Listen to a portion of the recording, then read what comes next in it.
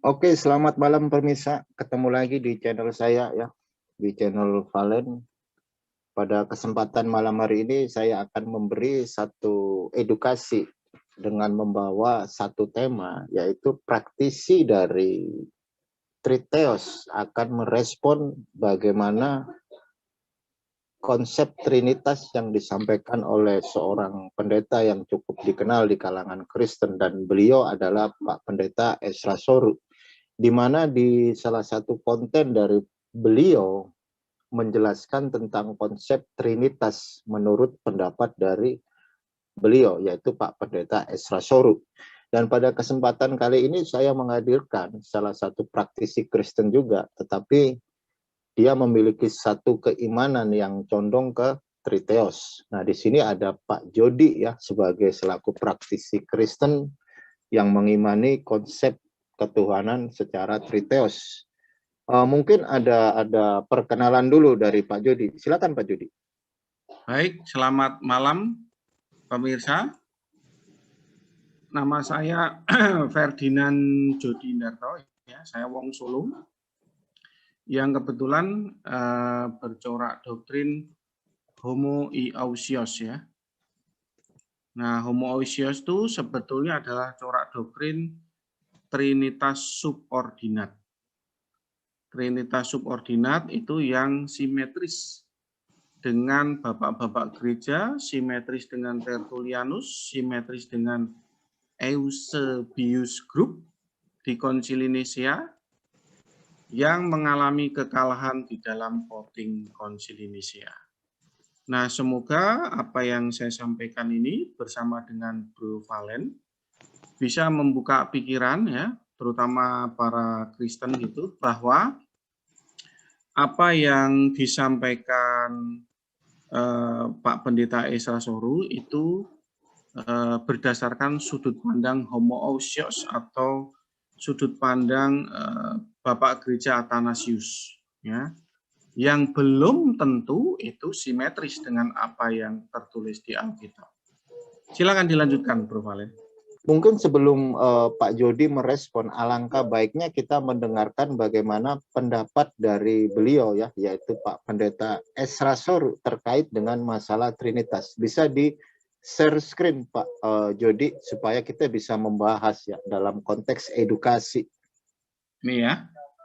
Oke Pak, kemarin kita bahas tentang keselamatan cukup dalam. Kita meskipun ada begitu banyak pertanyaan lagi tentang keselamatan, tapi kita coba akan berkembang lebih lagi karena ini seringkali yang jadi pertanyaan bagi orang percaya Pak tentang ketritunggalan Allah.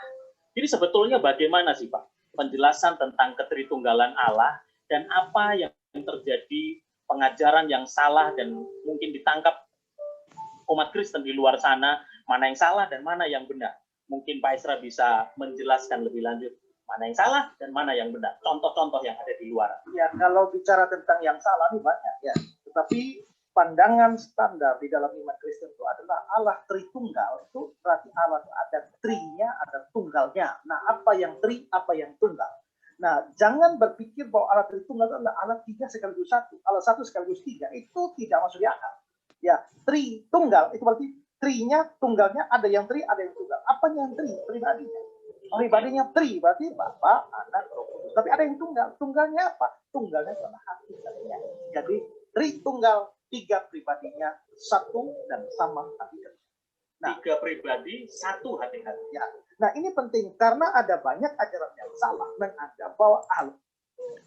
Saya stop dulu ya, Bro Valen ya. Boleh langsung ditanggapi boleh. Jadi kita balik lagi kepada yang dimaksud dengan Tritunggal versi Pak Pendeta Esra Soru. Jadi trinya itu adalah pribadi, tunggalnya itu adalah satu hakikat.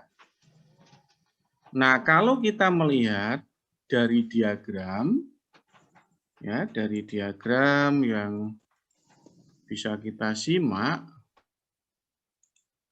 nah kita coba lihat. Nah ini ya, ini Bro Valen, ini yang sering kita lihat, ini adalah diagram homoousios. Diagram homoousios ini adalah yang tadi dikatakan oleh Pak Pendeta Esa Soru itu adalah 3 pribadi, 1 hakikat. Nah, seperti ini. Tapi yang jadi masalah di dalam diagram ini adalah 3 dimensi. Nah, makanya banyak yang nggak ngerti ini kalau ini 3 dimensi. Jadi ini adalah diagram 3 dimensi yang dilihat dari atas. Begitu, Bro. Jadi kalau kita tuh ingin mengetahui diagram tadi, ya dilihat dari samping. Nah, kalau dilihat dari samping seperti ini. Oke. Jadi ada Bapa, ada Anak, ada Roh Kudus. Di bawahnya itu adalah God. Son adalah God, Father adalah God, Holy Spirit adalah God, 1 hakikat. Artinya apa? Son adalah God, Father adalah God, Holy Spirit adalah God. Artinya apa ini? Artinya triteos. Triteos yang setara. Begitu. Sehingga 3 pribadi, 1 hakikat itu adalah triteos. Nah ini penjelasan trinitasnya Pak Esa Soru seperti ini, Bro. Berarti sebenarnya Pak Esa Soru itu triteos ya, 3 Tuhan. Triteos, Begitu. betul. Oh iya. Triteos tapi setara. Clear ya? Paham sekali ya, Bro Valen ya? Oke, siap. Nah, jadi ini teosnya itu setara. Son, Father, Holy Spirit, teosnya setara. Begitu. Bisa dikatakan dengan oneness wannabe, Pak. Oh, ini triteos wannabe. Kalau yang oneness wannabe itu yang sering dijelaskan Bro Adrian itu oneness wannabe. Begitu, Bro Valen. Ya, oke. Jadi homoousios itu kan ada 3. Homoousios hipostasis yang sering panjenengan berdiskusi dengan Bro Adrian itu homoousios hipostasis. Itu oneness wannabe. Nah, yang digagas oleh Pak Esa Soru ini 3 pribadi, 1 hakikat, God, itu kita sebut dengan istilah homoousios pribadi. Nah, homoousios pribadi itu adalah triteos wannabe. Nah, jadi triteos wannabe itu apa? Triteos wannabe itu adalah triteos yang menolak dirinya disebut triteos. Begitu.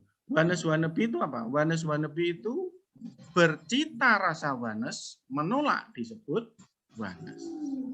Triteos wannabe itu bercita rasa triteos, menolak disebut triteos. Nah, bulatnya di mana mereka itu? Bulatnya di menolaknya itu. Nah, Bro Valen itu orang Surabaya, tapi menolak disebut orang Surabaya. Cita rasa ngomongnya, cita rasa logatnya, cita rasa dialeknya benar-benar kelihatan kalau orang Surabaya.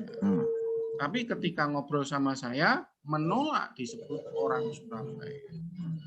Nah, itulah namanya Bro Valen adalah seorang Surabaya wannabe. Boleh. Kita lanjutin ke tadi ya, YouTube-nya ya. Siap. Oke. Pribadinya berarti Bapa, Anak, Roh Kudus. Tapi ada yang tunggal. Tunggalnya apa? Tunggalnya itu adalah hakikatnya. Jadi Tritunggal, 3 pribadinya, 1 dan sama hakikatnya. Nah, 3 pribadi, 1 hakikatnya. Ya. Nah, ini penting karena ada banyak ajaran yang salah menganggap bahwa Allah itu cuma 1 pribadi dengan 3 nama. Maksudnya gimana? Jadi misalnya saya ini hanya 1 orang saja, Esra, tapi di gereja saya pendeta, di sekolah teologi saya dosen, nah di rumah saya kepala rumah tangga. Tapi orangnya kan 1. Nah, ada anggapan begitu bahwa Allah itu 1 pribadi pada waktu perjanjian lama menciptakan dia menampilkan diri sebagai Bapa, waktu penebusan dia menampilkan diri sebagai Anak atau Yesus, lalu dalam era gereja dia menampilkan diri sebagai Roh Kudus. Tapi itu sesuatu yang salah. Kenapa? Karena kalau saya saya suami atau orang tua di rumah, lalu dosen di sekolah teologi, pendeta di gereja, bisa nggak 3-3-nya ngobrol? Nggak bisa. Tapi dalam kasus Yesus dibaptis, itu kan Yesusnya keluar, lalu ada Roh Kudusnya dalam berupa merpati dan suara Bapa. Inilah anak. Berarti tiga-tiganya bisa ngumpul. Sementara ada banyak analogi seperti itu yang disampaikan di mimbar gereja. Seringkali terjadi kebingungan. Itu pandangan semacam itu sudah dianggap sesat pada tahun abad-abad depan. Ya, tapi tetap dipakai oleh gereja itu salah. Apalagi pandangan yang salah. Ada yang Saya hentikan ya, Bro Valen ya. Ya, oke, nggak apa-apa, langsung ditanggapin. Oke. Nggak apa-apa. Itu tadi yang dimaksud dengan Pak Esrasori itu adalah corak doktrin Yohanes ya. Oke ya. Baik, Ya, kita lanjutkan. yang bahwa ya Bapa, Anak, Roh Kudus yang memang tapi tiga-tiganya bernama Yesus. Ya. Jadi ya Bapa itu namanya Yesus, Anak namanya Yesus, Roh Kudus namanya Yesus. Nah, wujud dari itu biasanya muncul dalam formula baptisan atau doa berkat. Ya. Kalau nama Bapa, Anak dan Roh Kudus ya itu Yesus. Bahkan itu sering ditulis di dalam surat baptisan. Nah, itu salah. Karena apa? Yang Yesus itu bukan Bapa, Anak, Roh Kudus. Yang Yesus itu adalah pribadi kedua Anak. Nah, Pak Esrasoro itu memiliki kesalahan di sini, Bro Valen ya. Jadi apa yang dimaksud dengan formula baptisan itu adalah doktrin tentang penyertaan Tuhan. Ya, di dalam Matius 28 ayat 9, jadi doktrin penyertaan Tuhan itu memang benar. Nama Allah Bapa Yesus, nama Anak itu Yesus, nama Roh Kudus juga Yesus, dan ada ayatnya semua itu. Ada ayatnya. Kalau tidak salah itu untuk yang nama Allah Bapa itu Yesus adalah Yohanes 17 ayat 11 kalau tidak salah. Coba kita baca ya. Ya. Nah, jadi biar pemirsa tahu ya bahwa corak Trinitas atau Tritunggal itu rumit ya, Bro Valen. Jadi walaupun pendeta itu sudah termasuk belum tentu benar karena memang tidak semudah itu ya. Bisa beda-beda Pak ya. Trinitas A, B, C itu bisa beda-beda Pak. Oh, bisa sekali karena kan dia sedang bereisegesis tentang hakikat Allah. Oke. Iya, jadi memang rumit ini. Sengaja dibikin rumit sama pakarnya Pak ya. Iya, betul. Kita kembali lagi Bro Valen yang tadi ya nama Bapa itu Yesus Kristus. Ya, oke, itu siap. memang diajarkan Alkitab demikian ya. Yohanes 17 ayat 11. Saya bacakan. Dan aku tidak ada lagi di dalam dunia, tetapi mereka masih ada di dalam dunia dan aku datang kepadamu. Ya Bapa yang kudus, peliharalah mereka dalam namamu, yaitu namamu, nama Bapa, yang telah engkau berikan kepadaku, supaya mereka menjadi satu sama seperti kita. Jadi nama Bapa sudah diberikan kepada Yesus Kristus. Dan itu Alkitabiah.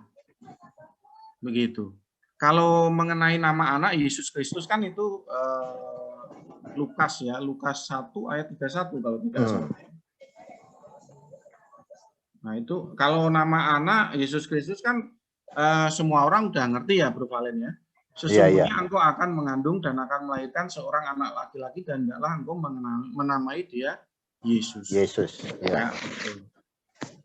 Lalu kemudian untuk nama Roh Kudus itu di dalam Kisah Para Rasul ya. Kisah Rasul 16 ayat 6 sampai 7 ya.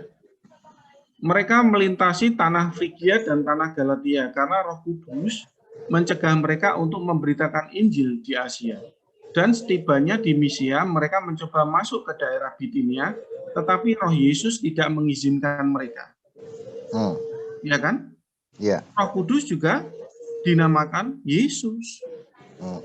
Jadi itu Alkitabiah. Jadi mengenai penamaan Allah Bapa disebut Yesus Kristus, Anak Allah disebut Yesus Kristus, Roh Kudus disebut Yesus Kristus, itu adalah ajaran dari Tuhan Yesus sendiri di dalam Matius 28 ayat 19 tentang perihal pembaptisan. Nah, tapi ini nama lo ya, bukan hakikat Allah lo ya. Nah ini orang Yohanes ini kadang juga keliru bro.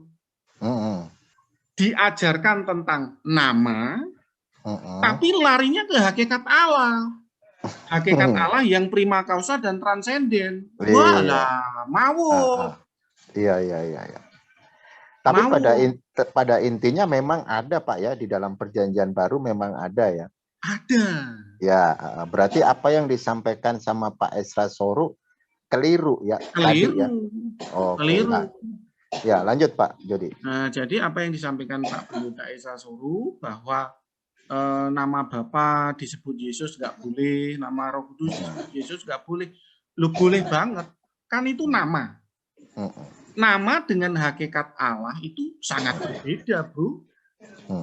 Ya kan? Jauh bumi dengan langit. Iya. Ya kan? Itu kalau panjenengan baca di dalam Matius 28 ayat 19 ya, kita bereksposisi itu kan satu nama. Ya kan? Kita eksposisi di interlinearnya itu memang satu nama, baik Bapa, Anak dan Roh Kudus itu Yesus Kristus yang dimaksud. Jadi doktrin oneness itu memang benar. Loh, saya tuh berpaham tritios loh ya. Membenarkan apa yang diajarkan oleh mereka yang bercorak doktrin dalam hal nama. Tapi kalau dalam hal hakikat Allah, tunggu dulu. Wah, tunggu dulu, lain ini, lain. Oh, jauh, enggak bisa. Tapi Pak Esra Soru ini dia dosen. Dia udah ada titel loh Pak Jody. Kok bisa sampai salah sebegitunya ya? Ya karena kan begini Bro Valennya, kalau beliau tuh sudah diberikan pagar doktrin mainstream yang mana dia bercorak homoousios pribadi, ya dia nggak boleh keluar dari doktrin itu. Iya. Iya, karena memang corak doktrin Trinitas ini kan kita sedang bereisegesis tentang hakikat Allah.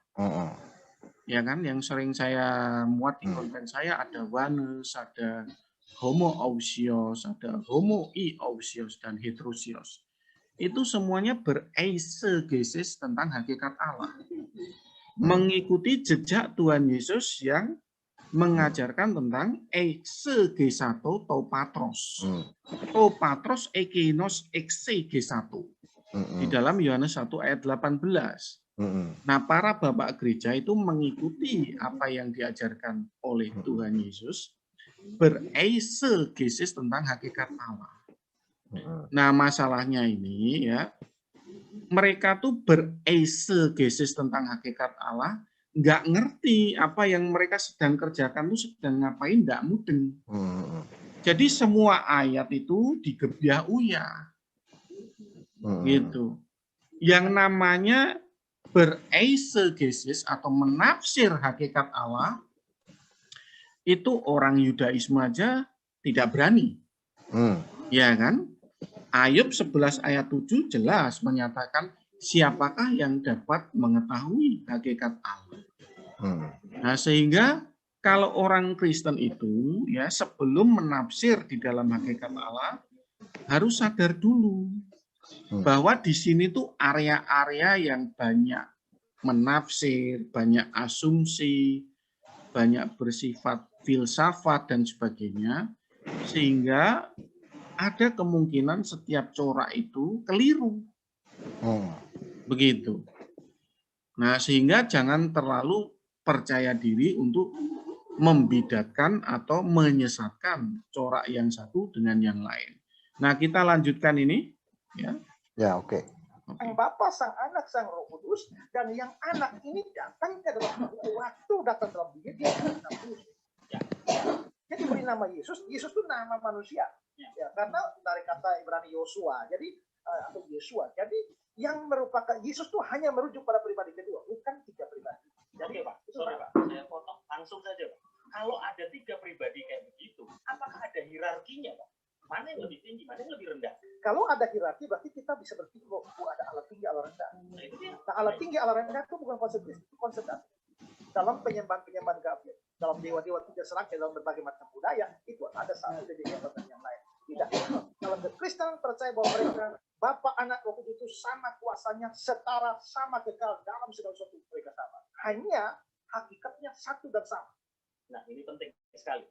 Jadi tidak ada hierarkinya, semuanya punya kuasa yang sama, kemampuan, kapasitas, kasih, semuanya sama-sama.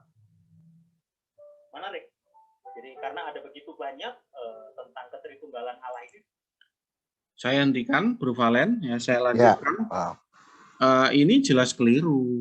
Iya, ya. Sangat keliru. Jadi begini ya. Allah Bapa, Anak dan Roh Kudus ini ya. Kalau dalam konteks sebagai sesembahan orang Kristen boleh kita ngomong itu setara ya. Misalkan dalam doksologi, pujian, enggak apa-apa begitu. Tapi kalau kesetaraannya itu di dalam hakikat Allah atau di dalam area prima causa dan transendensi Allah, itu enggak ada ayatnya. Nah, itu Pak Jody yang mau saya sharingkan sama Pak Jody. Nggak ada ayatnya, Bro. Gitu. Iya. Nggak ada ayatnya. Ya, kita coba baca ya di dalam 1 Korintus 15 ayat 28 ya. Ya, oke. Ya, ini loh, makanya kalau orang itu sudah terpagari oleh doktrin ya, walaupun bergelar tinggi ya tetap nggak berani keluar dari.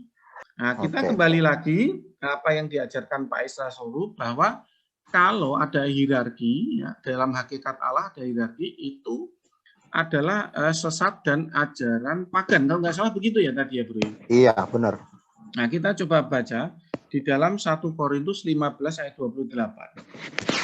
Tetapi kalau segala sesuatu telah ditaklukkan di bawah Kristus, maka ia sendiri sebagai anak akan menaklukkan dirinya di bawah Dia yang telah menaklukkan segala sesuatu di bawahnya, supaya Allah Bapa menjadi semua di dalam semua.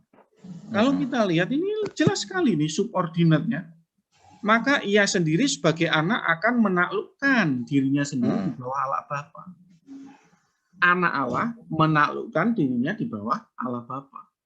Itu jelas subordinat. Bro Valen takluk sama saya, kan Bro Valen subordinat terhadap saya. Berarti ada hierarkinya, Pak ya? Lah iya, lah terus kamu menafsir eksposisi 1 Korintus 15 ayat 28 gimana, Pak? Iya, benar. Iya. Jadi kalau sesuai doktrin yang dia yakini, beliau yakini benar. Memang harus seperti itu. Nah, tapi pertanyaannya, apakah doktrin yang beliau yakini itu sesuai atau simetris dengan apa yang diajarkan Alkitab? Tentu saja tidak. Asimetris, jadi tidak simetris. Karena apa? Karena dalam 1 Korintus 15 ayat 28 itu menyatakan bahwa anak itu takluk kepada Allah Bapa, ya, beliau malah mengatakan itu sesat. Nah, bingung no kamu? Iya, Pak. Iya, coba kamu baca itu 1 Korintus 15 ayat 28. Ya, kalau kita itu bisa mengeksposisi ayat dengan apa ya, tanpa terbelenggu oleh doktrin ya, kita akan tahu bahwa yang namanya anak takluk kepada Bapa itu ya subordinat, ada hierarki. Iya. Tapi beliau mengatakan nggak ada hierarki. Di situ letak kesalahan beliau, Pak ya. Iya. Tapi ya wajar karena memang doktrinnya kan seperti itu. Doktrin dari homoousios, dari doktrin Athanasius. Homoousios pribadi, Pak ya. Homoousios pribadi, betul. Triteos yang setara. Sebenarnya dia triteos, Pak ya, tapi dia nggak mau disebut triteos ya. Makanya kita bilang triteos wannabe. Jadi semua penjelasannya tuh bercita rasa triteos, ya. Cita rasanya tuh triteos ya, seperti kamu tuh minum kopi ya, rasanya tuh kopi. Tapi kamu nggak mau disebut orang telah minum kopi. Iya. Ya kamu ngomong minum coklat. Padahal kamu ngecap cita rasanya itu ya kopi. Kalau dibilang triteos pasti sepi, Pak ya. Dalam artian sepi, maksudnya jemaatnya kan nggak mungkin masa triteos kan gitu, Pak Jody. Ya, resiko ya kita nggak ngerti kalau itu. Kita nggak sama kayak begini nih, Pak Jody kan cita rasanya triteos. Ya. Ketika seorang mempunyai cita rasa triteos, jangankan mau ngomong ya kan, diem aja udah dibidatin kan gitu Pak. Oh iya, itu saya dulu 3 tahun yang lalu debat lewat WA itu tiap hari. Jadi saya mengambil satu narasi di situ. Kenapa? Karena sebenarnya ini kan teori dia, teori dari beliau Esrasoru ini kan cita rasanya triteos ya, emang triteos. Tetapi dia nggak mau bilang kalau itu adalah triteos gitu. Takutnya Betul, ya itu tadi. sekali. Resiko doktrinnya kan begitu. Resiko doktrinnya triteos, tapi dia menolak resiko. Begitu. Tapi wajar kok bro, wajar kok. Jadi begini ya, Bro Valen kan pihak luar. Jadi saya kan pihak orang dalam. Jadi saya tahu sebetulnya tuh di dalam itu tuh ada sedikit kegelisahan dengan doktrin homoousios ini. Kenapa kok gelisah ya? Karena kan bagaimanapun juga ya, beberapa orang Kristen ya itu banyak yang jujur, Bro Valen. Banyak yang jujur dan merasa ada yang something wrong dengan doktrin homoousios ini. Ya mereka merasakan di dalam hati nurani mereka itu ada yang something wrong gitu. Something wrong-nya tuh bukan karena doktrinnya gitu, tapi karena bulatnya ini. Begitu. Jadi sebetulnya orang Kristen itu tidak ada problem kalau dia tuh mau milih Yohanes boleh, asal dia itu ya harus konsisten dengan risiko doktrinnya, ya seperti Bro Samuel Sihaan itu kan intek ya. Dia dengan risiko doktrinnya yang ada dianggap dogmatisme lah, dianggap inilah, dianggap semuanya itu dia konsisten. Ya enggak apa-apa, kita hargai itu. Ya. Tapi yang jadi problem homoousios itu begini.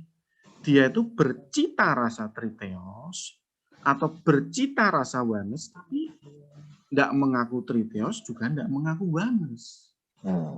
Nah, ini yang membuat beberapa orang Kristen yang ada semacam roh kejujuran di dalam dirinya mulai mempertanyakan doktrin homoousios ini.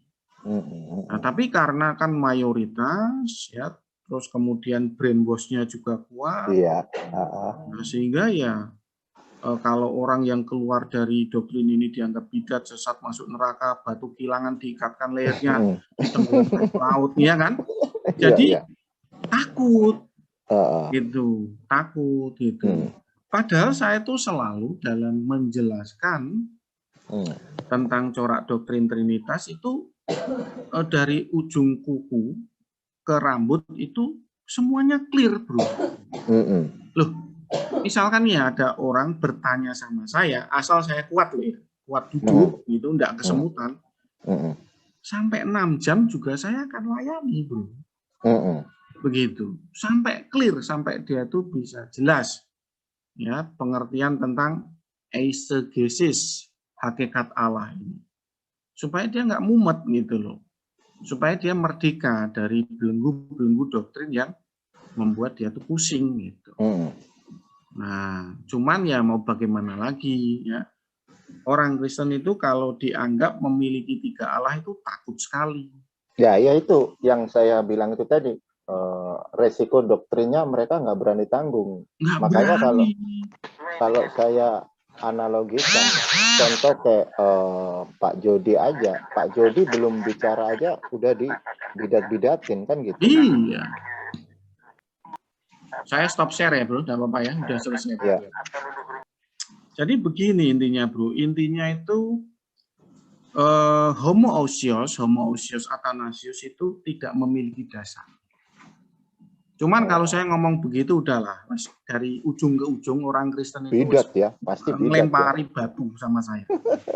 Betul, makanya begini bro, kalau ada diskusi Islam sama Kristen, kalau saya nggak ditanya, saya diem. Loh kenapa kok begitu? Lah saya nggak enak bro. Saya kan nggak enak menikam teman sendiri. Ya kan? Iya tahu. Ya kan? Saya kan orang dalam. Nah, tapi karena Bro Valen nanya, ya sudah saya mau karena ada free will-nya Bro Valen sendiri yang bertanya begitu. Kalau ada free will-nya sendiri, orang Kristen yang bertanya, ya saya juga bersedia menjelaskan. Saya tuh pernah sekali tuh masuk di apa itu namanya Bu Uti. Putih Watimena ya. Bu Uti, ya. Saya tuh mau mencoba membahas ini. Hati saya tuh nggak tegel, bro. Nggak tega. Terus akhirnya saya live saja, sudahlah memang. Karena begini, bro, saya tuh nggak tegelnya begini.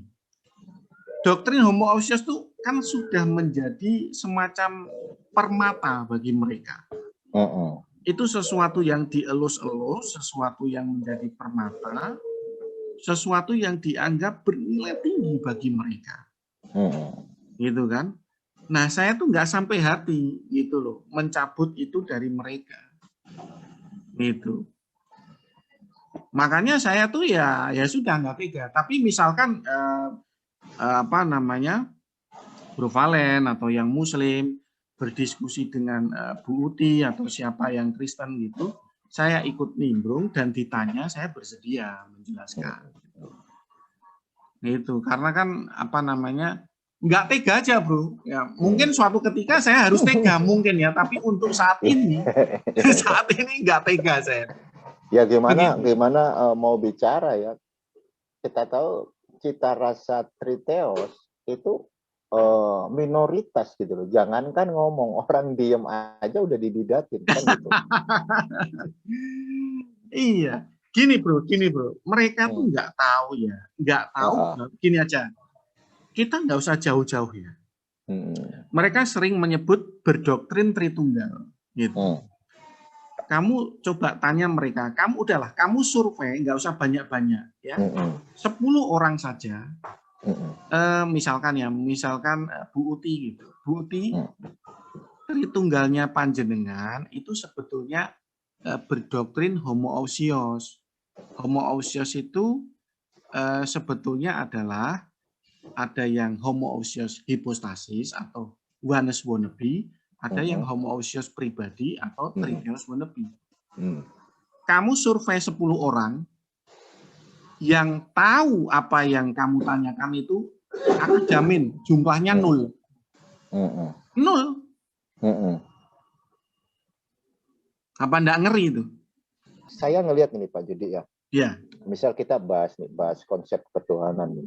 Ya. Premis dasarnya kan begini, "Iu Tritunggal enggak?" Ketika saya bilang, "Oh bukan," udah dibidatin. Padahal ketika kita membahas satu konsep yang sama, padahal ini sama gitu loh, sama. Iya. Tapi ketika kita bukan Tritunggal, itu kita dibidatin. Iya. Itu semacam mental block, Bu Valen. Mental block gitu. Jadi yang diagung-agungkan itu Tritunggalnya, Pak. Iya. Terus langsung mereka pasti lompat ke ayat. Lompat ke ayat, kamu tanya apa, jawabnya apa, nggak nyambung. Nggak nyambung. Dan itu makanya saya tuh kadang tuh ya cukup prihatin gitu, Bro Valen ya. Tapi ya mau gimana, itu kan orang dalam ya, orang kita sendiri ya, saya cuma ya sudahlah. Oke, kita kembali lagi yang tadi saya pengen jelaskan. Jadi begini, Bro Valen ya. Homoousios yang digagas oleh Athanasius kalau tidak salah tuh jabatannya tuh sebagai presbiter ya. Kalau uskupnya tuh kalau nggak salah tuh Alexandria. Iya, namanya uskupnya Alexandria, dari kota Alexandria, sama ya, nama uskup dan kotanya itu sama. Dan Athanasius sebagai presbiter. Nah, tapi kenapa kok dia terkemuka? Karena memang dia yang mahir dalam berteologi, dalam menyusun narasi di Konsili Nicea. Nah, itu termasuk teolog yang cukup mumpuni ya. Nah, itu presbiter Athanasius. Nah, yang jadi problem itu begini. Homoousios itu tidak memiliki dasar. Ya, baik secara pengajaran oleh Bapak Gereja sebelum Nicea, baik dari pengajaran para rasul, baik dari pengajaran Tuhan Yesus sendiri, itu nggak punya dasar. Homoousios itu nggak punya dasar. Nah, karena mereka tidak punya dasar, ya, mereka tuh sering gabrul, itu istilah kamu ya, saya pinjam istilah kamu, gabrul ya. Mereka lari ke Matius 28 ayat 19. Itu Pak Jody yang paling sering. Matius 28 ayat 19 itu tidak berbicara tentang hakikat Allah. Gitu loh. Itu tentang penyertaan Tuhan. Bagaimana Tuhan itu menyertai orang percaya. Ya, Allah Bapa dinamakan Yesus Kristus, enggak apa-apa. Ada ayatnya, Yohanes 17 ayat 11. Loh, tapi kan itu kan dalam konteks bagaimana Tuhannya orang Kristen menyertai orang percaya. Ya kan? Daripada kita ini bingung yang menyertai siapa, apakah itu Allah Bapa, apakah itu anak Allah, Allah Roh Kudus, kan kita nggak tahu nih orang Kristen. Karena kita ini nggak tahu, makanya Tuhan Yesus mengajarkan ya, entah Bapa, entah Anak, entah Roh Kudus, itu namanya satu, yaitu nama Yesus Kristus. Itulah yang menyertai kamu, ketahuilah aku menyertai kamu sampai akhir zaman. Itu adalah doktrin penyertaan Tuhan. Bukan tentang doktrin hakikat Allah, bukan. Jadi nggak ada rujukannya Pak ya di dalam perjanjian lama, nggak ada ya. Tapi mereka bisa ngelompat loh ke perjanjian lama. Waduh, saya juga bingung itu kadang. Kadang itu, makanya kadang itu gini, saya itu kadang ya kasihan ya sama orang Yudaisme, sama kamu, sama Islam, kadang puyeng. Puyeng habis debat minum bodrek. Loh kok bisa begitu? Loh sekarang doktrin homoousios ya, doktrin homoousios itu nggak nyambung dengan Bapak Gereja, loh ya. Bapak Gereja sebelum Nisea itu subordinat. Justin Martyr subordinat, Tertullianus subordinat, Origenes subordinat, semuanya subordinat. Jadi yang setara itu ya mulai dari Athanasius. Itu yang menang voting Pak ya, yang menang voting betul sekali, menang voting. Nah sekarang begini, dari sisi Bapak Gereja aja tidak nyambung, tidak punya mazhab, bisa lari ke perjanjian lama, itu bagaimana coba? Ya itu pasti itu orang Yudaisme, orang Islam pasti minum bodrek. Lompatnya kejauhan gitu loh. Lompatnya kejauhan. Nah, jadi perjanjian lama itu kan menubuatkan tentang Mesias. Perjanjian lama itu tidak berbicara tentang hakikat Allah. Tentang Allah yang prima causa transenden. Enggak ada bro. Ayub 11 ayat 7 itu sangat jelas siapakah yang mengetahui hakikat Allah. Orang Yudaisme itu tidak ada yang pernah Allah Hashem yang Ensof, tidak ada. Sedangkan di Konsili Nisea itu mereka tuh sedang bereisegesis tentang hakikat Allah yang transenden. Begitu loh. Bagaimana mungkin itu bisa lompat ke perjanjian lama? Ya sudah minum bodrek sudah. Pasti minum bodrek. Ya debat 2 jam gitu. Nggak nyambung. Karena yang dibahas apa, ayatnya apa, nggak nyambung.